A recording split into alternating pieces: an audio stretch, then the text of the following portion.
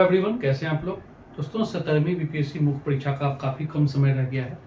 अब आपके पास लास्ट 20-21 दिन बचे हुए हैं। अब इस 21 दिन 22 दिन जो भी है उसमें आप कैसे अपने आप को बेहतर करें, आपकी तैयारी, आपकी रणनीति और आपका जो प्रदर्शन है, इसी पर डिपेंड करेगा आपका मुख्य परीक्षा का परिणाम। तो सबसे पहले हम देखते हैं कि तैयारी के संदर्भ में, तो तैयारी के संदर्भ में आप लोग का लगभग तैयारी पूरा हो चुका होगा या कुछ बच गया होगा, तो आप उसको 10 दिन 15 दिन में आप देख भी लेंगे। इसके अलावा रणनीति क्या है, तो 15 दिन की जो रणनीति है उस पर थोड़ा हम फोकस करेंगे और फिर बाद में देखेंगे हम इसमें प्रदर्शन आपको कैसे बेहतर करना है। तो आइए स्टार्ट करते हैं। सबसे पहले हम बात करते हैं पेपर 1 क्या। पेपर 1 के संदर्भ में आपको किन किन चीजों पर ध्यान देना है। पेपर 1 में जो सेक्शन फर्स्ट है, ए हिस्ट्री। दोस्तों, हिस्ट्री एक ऐसा सब्जेक्ट है जिसमें आप बहुत ज्यादा स्कोर नहीं कर सकते हैं। आप टॉपर्स का भी कॉपी उठा के देखिए, उसमें बहुत ज्यादा एक्सपेरिमेंट करने या फिर बहुत सारी ऐसी चीजों को डालने से भी कोई फायदा नहीं है। एक बेसिक सा नंबर आप लेके चलिए, 35 से 40 के बीच में ही आपको मिलेगा। तो ये 35 और 40 के लिए बहुत ज्यादा एक्सपेरिमेंट करने की जरूरत नहीं है। इतने तैयारी हो चुकी है, काफी है। आप लोग ट्रेंड देखे ही होंगे विगत 2 सालों में जो प्रश्न पूछा गया है उसके अकॉर्डिंग कौन कौन सा इंपॉर्टेंट टॉपिक है और उसी टॉपिक के इर्द गिर्द क्वेश्चन बनता है। तो आप इस पे बेसिक तैयारी करके सिनॉप्सिस तैयार करके देख लीजिएगा। और दूसरा जो सेक्शन इंपॉर्टेंट है, सेक्शन बी करेंट अफेयर्स। इस सेगमेंट में आप कोशिश कर सकते हैं और आपको मिल भी सकता है लगभग 50 से 60 नंबर। तो 50 से 60 नंबर यहाँ पर आप मार्क्स ला सकते हैं। इसमें जो सबसे इंपॉर्टेंट होता है 2 टॉपिक, पहला है इंटरनेशनल रिलेशन और इंटरनेशनल ऑर्गेनाइजेशन, आईआर और आईओ।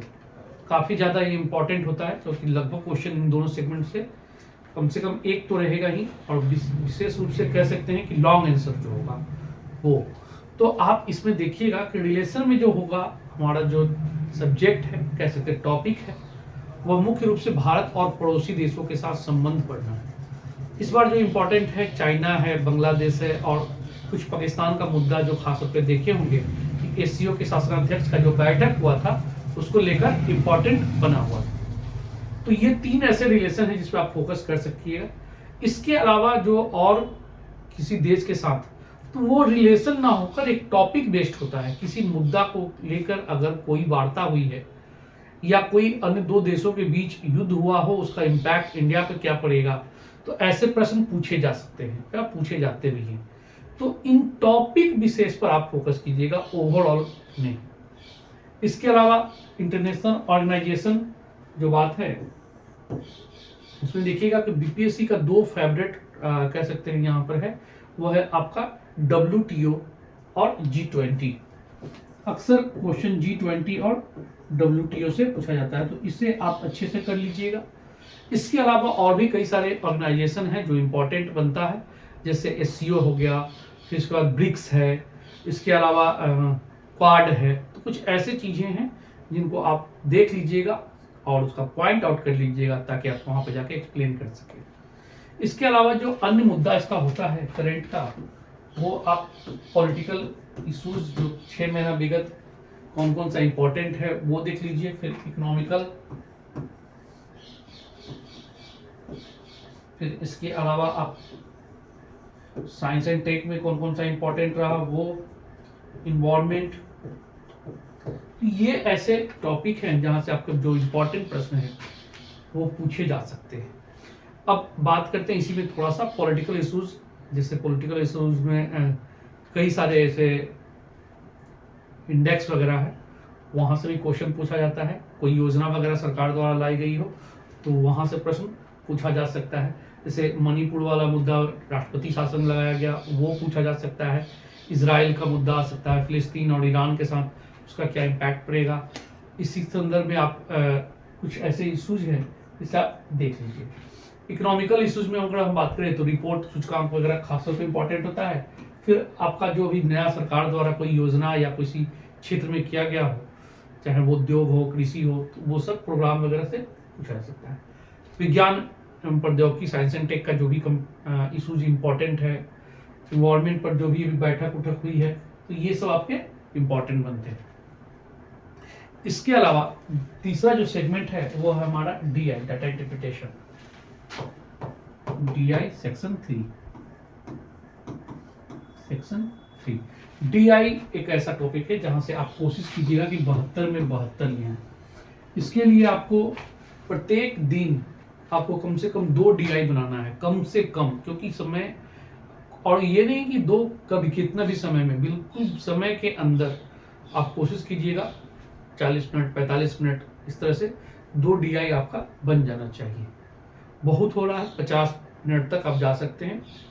और इसीलिए क्योंकि ये 2 DI अगर आप बनाते हैं तो आपके पास एक कह सकते हैं कि एक्सपीरियंस होगा, तो आप उसको कर ले जाइए एग्जाम में, और उसमें बिल्कुल 72 में 72 आता है तो स्वाभाविक है कि फर्स्ट पेपर में स्कोर अच्छे जा सकते हैं। अगर मोटे तौर पर देखें तो यहाँ 30-35, अगर ये रहा 35 नंबर, यहाँ से 50 तो लगभग 85, और जैसे उधर से आप 70 लाते हैं तो लगभग आपका 150-60 के आसपास में बन सकता है स्कोर, तो एक अच्छे स्कोर माने जाएंगे। अब इसके अलावा यहाँ पर टाइम मैनेजमेंट पर भी थोड़ा चर्चा हम कर दें कि टाइम मैनेजमेंट कैसे करें। देखिए बहुत सारे प्रश्न होते हैं, बच्चे को कुछ क्वेश्चन है कि सर क्वेश्चन छूट जा रहा है, समय नहीं मिल पा रहा है, कैसे लिखें। तो ये चीजें आपके पास देखिए 2 चीजें हैं। पहला है शॉर्ट नोट्स और दूसरा है लॉन्ग आंसर। टोटल मिलाकर जो क्वेश्चन करना है वो आपके पास 8 क्वेश्चन है। समय आपके पास 180 मिनट, जैसे 2-3-5 मिनट आप काटेंगे चलेंगे तो साइन वगैरह करने में आपको लगभग चला जाएगा। फिर भी अगर आप 80 मिनट लेके चलें तो अगर एक क्वेश्चन पर आप देखते हैं समय, तो लगभग आपके पास 22 से 23 मिनट के आसपास आपका समय मिलता है। 22 से 22.5 मिनट एक क्वेश्चन पर। अब शॉर्ट नोट्स चूंकि 5-10, तो 2 सेक्शन में 10 शॉर्ट नोट्स आपको करने हैं, तो उसके लिए आपके पास अगर समय इसमें बांटेंगे तो मुश्किल से मुश्किल आपका 4 मिनट 4.5 मिनट आ रहा है। तो थोड़ा सा आप ये चाहें तो शॉर्ट नोट्स को जो है थोड़ा सा समय बढ़ा दें, 5 से 5.5 मिनट आप कर सकते हैं। 5 से 5.5 मिनट आप ले सकते हैं। फिर आपके पास लॉन्ग आंसर के लिए लगभग 20 मिनट आपके पास बचेगा। तो आप बिल्कुल ये ध्यान दीजिएगा कि जब आप लिख रहे होंगे तो आपको विदिन 5 मिनट 5.5 मिनट के अंदर आपको एक शॉर्ट नोट लिखना है। जिनका भी इससे ऊपर समय जा रहा है तो ये मान कर चलिए कि आपका किसी न किसी क्वेश्चन को आप प्रभावित करेगा वो समय। तो इस चीज को बिल्कुल ध्यान में रखना है कि टाइम मैनेजमेंट के साथ आपको लिखना होगा। देखिए बेस्ट के चक्कर में मत रहिए। अधिकांश बच्चा बेस्ट देने के चक्कर में कर क्या रहा है कि आवश्यकता से अधिक फोकस कर दे रहे हैं, जैसे लॉन्ग आंसर उठाएं और वहां पर आवश्यकता से अधिक एक्सप्लेन करना स्टार्ट कर देते हैं। इसके अलावा क्वेश्चन के रिक्वायरमेंट के अकॉर्डिंग नहीं लिख रहे हैं, जो हम अगला पार्ट में लेकर आएंगे कि कैसे क्वेश्चन को आप क्वेश्चन जो पूछा जा रहा है उसके अकॉर्डिंग लिखें। तो अभी हम यही बता सकते हैं कि बिल्कुल क्वेश्चन के अकॉर्डिंग नहीं लिख रहे हैं, अनावश्यक क्वेश्चन का आंसर का विस्तार किया जा रहा है, जबरदस्ती का पॉइंट्स बनाया जाता है जो जिसका रिक्वायरमेंट नहीं है। तो टाइम मैनेजमेंट बहुत जरूरी है। तो आप अगर मान लीजिए कि प्रभावित हो रहा है, 4 मिनट के आसपास आप समय देख कर लें कि 4 मिनट तक आप कितनी भावनाओं को व्यक्त कर पा रहे हैं, तो ठीक है। शॉर्ट नोट्स में जैसे ही टाइम ऊपर जाने लगेगा आप वो क्वेश्चन 4.5 मिनट 5 मिनट के बाद आप छोड़ दीजिए। अब मान लीजिए कि एक आध नंबर यहाँ कम हो जा रहा है और वो एक नंबर और ज्यादा लाने के चक्कर में वो पूरा 8 नंबर का क्वेश्चन छूट जाएगा। उससे बेहतर है कि आप जहां हैं वहीं पर और कंक्लूजन लास्ट में लिख दीजिएगा। इससे ये होगा कि हाँ क्वेश्चन पूरा हो चुका है। अब जितने जाना है उतना लिखेंगे, कोई दिक्कत नहीं है, लेकिन क्वेश्चन छूटना नहीं चाहिए। आपका जो रिजल्ट बनेगा वो ओवरऑल परफॉर्मेंस पर बनेगा। तो आप बेस्ट के चक्कर में ना रहें। इसी प्रकार हम दूसरा पेपर पे लेके आते हैं कि दूसरा पेपर जो है पेपर 2। इसमें पहला आपका होगा सेक्शन 1 ए, लेके चलिए सेक्शन ए पॉलिटी। पॉलिटी से जो क्वेश्चन बनेगा आपका, जो बनता है वह आपका पहला तो ट्रेडिशनल प्लस जो करेंट इश्यूज है, करेंट अफेयर का जो इश्यूज होगा, इससे आप खास तौर पे देखिएगा कि जोड़ कर पूछता है। जैसे 3 तलाक का मुद्दा हो गया, चाहे यूनिफॉर्म वाला मुद्दा हो गया, या फिर सीए, कई सारे हैं ऐसे टॉपिक हो गए। न्यायिक सक्रियता वाला मुद्दा होगा, जो भी खास तौर पे भी देखा जा रहा है कि कई सारे ऐसे मुद्दों पर न्यायपालिका ने डायरेक्ट हस्तक्षेप किया है। तो ऐसे मुद्दे आपके पास हमेशा मिलेंगे, और उससे रिलेटेड केंद्र संबंध से भी होगा आपका वहां से क्वेश्चन। तो आप इन टॉपिक पर ध्यान दीजिएगा और करेंट को जोड़कर देख लीजिएगा। और साथ ही साथ इसके अलावा आप जब पॉलिटी की तैयारी कर रहे होंगे तो करेंट इश्यूज में खास तौर पे वो मुद्दा को बिल्कुल आप पॉइंट आउट कर लीजिए। जो ट्रेडिशनल हैं वो आप अगर एनालिसिस कीजिएगा तो कुछ विशेष टॉपिक है जो बीपीएससी का फेवरेट में से है, तो वो क्वेश्चन हमेशा, जैसे चुनाव वगैरह का क्वेश्चन है।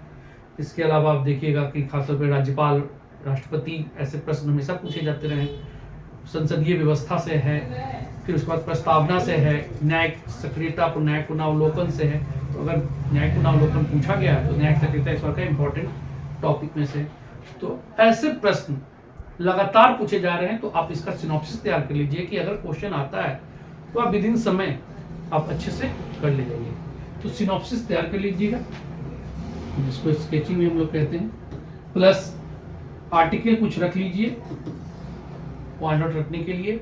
इसके अलावा कोई स्कीम वगैरह अगर सरकार की आई है तो यहाँ पर भेजिएगा ध्यान में, और खासतौर पे कोई मुद्दा वगैरह इशूज है अगर, ठीक है।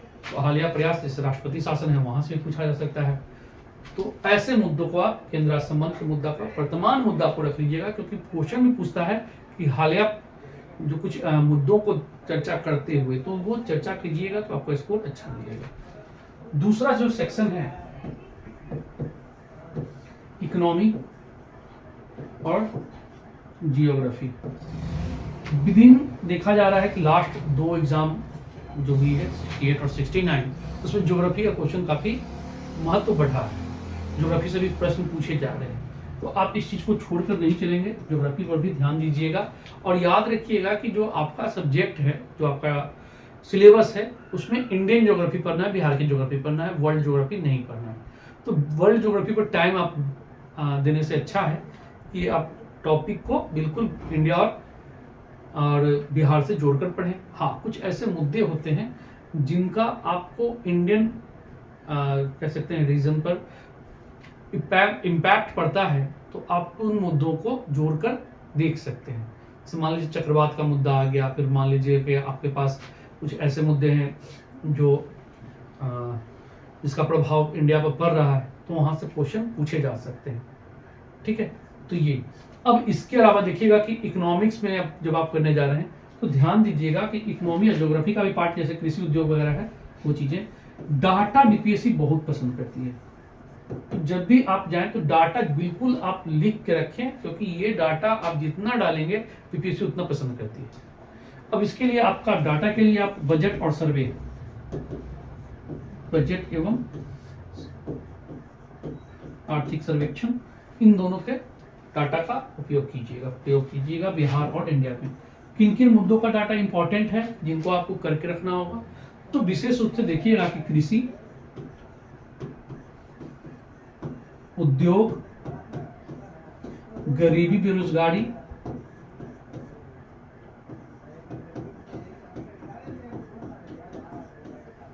युवा, इसी में कौशल विकास जोड़ लीजिएगा,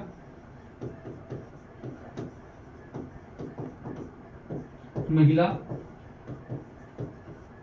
पर्यावरण,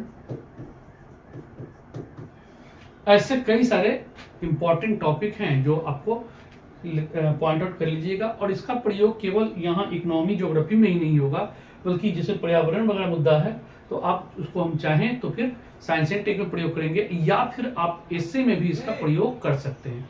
तो इसका डाटा और योजना जो खास तौर पे देखिएगा, योजना उन दोनों को आप एक पेज में बना लीजिएगा, और ऐसे भी पेपर 1 पेपर 2 के बीच में एक दिन का गैप है, वहां पर अच्छे से रिवीजन कर लीजिएगा। अभी बस मोटे तौर पर थोड़ा बहुत देख लीजिएगा। तो ये आपका इम्पॉर्टेंट है पेपर 2 में। और इसके अलावा जब आप कुछ ऐसे टॉपिक हैं जो लगातार पूछा जा रहा है बीपीएससी में, तो उसके अकॉर्डिंग आप थोड़ा बहुत स्केचिंग करके पॉइंट आउट करके रख लीजिए। तीसरा जो सेक्शन है वो है आपका science and tech. Science and tech और इन्वायरमेंट, ये भी इंपॉर्टेंट है। यहाँ पर आपको एक शॉर्ट नोट्स देगा जिसमें 5 क्वेश्चन करने होंगे शॉर्ट नोट्स, और एक लॉन्ग आंसर करना है। तो यहाँ पर आप खास तौर पे देखिएगा कि इसके लिए कुछ आंकड़ा खास तौर पे पर्यावरण वगैरह या प्रदूषण वगैरह के लिए, जलवायु परिवर्तन के लिए कुछ मीटिंग वगैरह हुई हो, तो वो सब चीज़ें आप कर लीजिएगा। कुछ योजना वगैरह किन किन क्षेत्रों में किया जा रहा है, ठीक है। तो ये ऐसे टॉपिक हैं जिस पर आप ध्यान दीजिएगा। इसके अलावा कुछ इंपॉर्टेंट टॉपिक है जो आप बिल्कुल देख लीजिएगा, जैसे जलवायु परिवर्तन। जलवायु परिवर्तन, अब ये आपका साइंस एंड टेक में भी पूछ सकता है, ये आपका पेपर 1 करेंट इशू में भी पूछ सकता है, ये आपका एस्से में भी आ सकता है। तो ऐसे चीजों को आप बिल्कुल ध्यान में लेकर चलिएगा कि हर एस्पेक्ट पे कुछ भी पूछे आप करने के लिए तैयार हो। इसके अलावा खासतौर पे देखिएगा प्राकृतिक आपदा वगैरह, प्राकृतिक आपदा लगातार यहाँ से क्वेश्चन पूछा जाता है। इसके अलावा खास पे एआई जो काफी भी चर्चा में बना हुआ है, अब करंट इश्यूज में भी इसको पूछ सकता है, खासतौर पे पेरिस समझौता भी जो हुई है उसके अकॉर्डिंग। इसके अलावा देखिएगा साइबर अपराध, साइबर अपराध ये भी काफी इंपॉर्टेंट है। अब इसको करंट में भी पूछ सकता है, साइंस एंड टेक में भी पूछ सकता है।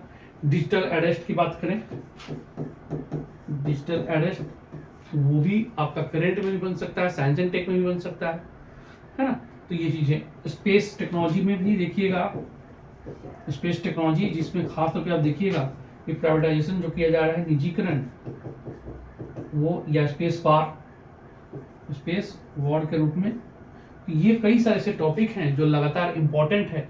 और इसका प्रयोग हम न केवल साइंस एंड टेक में बल्कि करेंट वाले मुद्दा में भी देख सकते हैं, और हम इसका प्रयोग हम एस्से में भी कर सकते हैं। तो कुछ ऐसे इंपॉर्टेंट टॉपिक है जिसको आप शॉर्ट नोट्स या कह सकते हैं स्केचिंग करके रख लीजिए कॉपी में, ताकि बार बार आप कम समय में रिवीजन कर लें।